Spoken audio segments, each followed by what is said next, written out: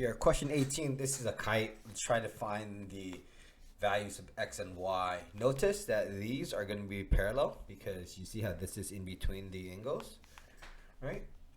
So here we have 3x plus 5 is equal to 4x minus 30. So I'm going to minus 3x to both sides. This cancels. I'm going to add 30 to both sides. This cancels. I get 35 is equal to x. Okay, so that gets me x. All right, so let's figure out what this angle is here by plugging in the x. So 3 parentheses 35 plus 5. So this gets me 110. This is 110 right here.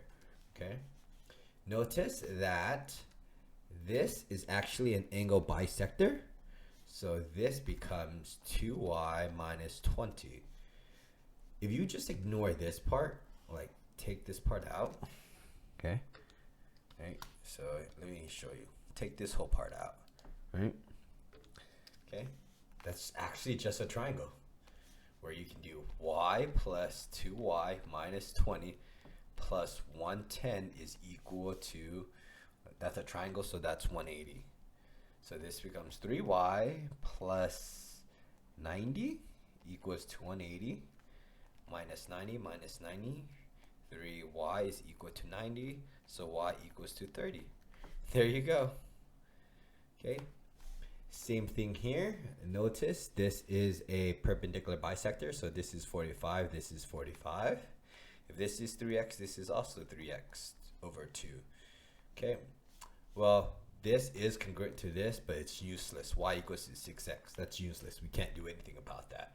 But we know that 45 plus 6x plus 3x over 2 is equal to 180.